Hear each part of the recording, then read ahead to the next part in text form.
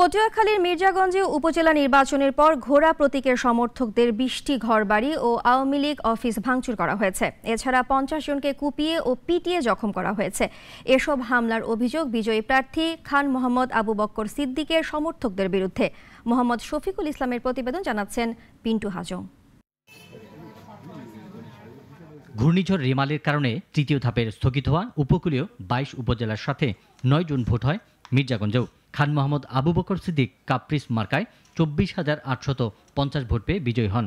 তার নিকটতম প্রতিদ্বন্দ্বী মোহাম্মদ জহিরুল ইসলাম জুয়েল ঘোড়া প্রতীকে পেয়েছেন ২০,৮৯২ ভোট। কিন্তু নির্বাচন নিয়ে এই দুই প্রার্থীর সমর্থকদের মধ্যে দ্বন্দ্ব দেখা দেয়। ঘোড়া প্রতীকের প্রার্থীর সমর্থন করায় গত রবিবার অন্তত ২০টি ঘর বাড়ি ভাঙচুর এবং ৫০ জনকে কুপিয়ে ও পিটিয়ে জখম করা হয়। হামলা করা হয় মির্জাগঞ্জ উপজেলার মজিদবাড়ি ইউনিয়নের ট্যাংরাখালীর হিন্দু পরিবারেও। এ ঘটনায় প্রশাসনকে অবহিত করার পাশাপাশি মির্জাগঞ্জ থানায় দুটি মামলা করা হয়েছে। পুলিশ অভিযুক্ত কয়েকজনকে আটকও করেছে। দুইটা মেয়ে আসলে সামনে, ওই মেয়েটা আর ওই মাস্টারের মেয়ে, ওরা দেখছে, উনি দেখছে, দেখার পরে তারপর ডাকাডাকি চিল্লাচিল্লি করেছে। পাড়ার মানুষ আমরা সব নামে গেছি। নাইম রাব্বি এদেরকে আমি চিনছি। এরা আমার কাছ থেকে ঘরে উঠছে আমারে ধাক্কা দিয়ে ফালাইয়া আমার ঘরের চাবি নিয়ে আলমারি খুললে সব কিছু লুটপাট করে নিয়ে যায়। এর ভিতরে যেই আমাকে আলাপ পাইছে এই দরজা পাশে বাড়ি মারছে, দরজা খুলে গেছে। ঘোড়া মাকড়া নির্বাচন করছে, তাদেরকে এই দেশ থেকে ত্যাগ করানোর জন্য এদেরকে হুমকি দিয়ে, এদেরকে মাইর দিয়ে, বাড়িঘর কোপাইয়া এদেরকে বিতাড়িত করার একটা চেষ্টা করছে। নির্বাচনে প্রতিদ্বন্দ্বী চেয়ারম্যান প্রার্থী বলেছেন, এভাবে চলতে থাকলে মির্জাগঞ্জ উপজেলার শান্তি শৃঙ্খলা পরিস্থিতির অবনতি হতে পারে।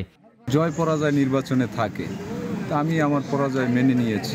যারা বিজয়ী হয়েছে কাপ্রিসের সমর্থকরা সেই ৯ তারিখ সন্ধ্যা থেকে প্রত্যেকটা ইউনিয়নের প্রত্যেকটা গ্রামে গ্রামে তারা সন্ত্রাসী হামলা চালিয়েছে। তবে তার সমর্থকদের বিরুদ্ধে সকল অভিযোগ অস্বীকার করেছেন বিজয়ী চেয়ারম্যান।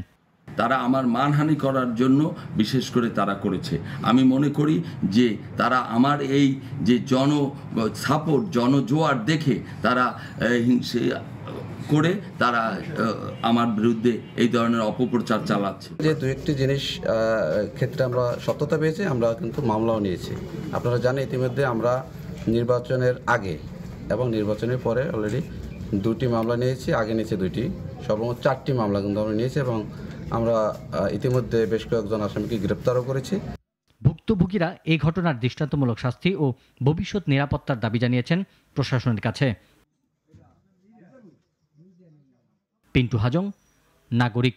ওয়ালটন ফ্রিজ কিনে অনেকের মতো আপনিও হয়ে যেতে পারেন মিলেনিয়াল। সেরা পণ্যের সেরা অফার।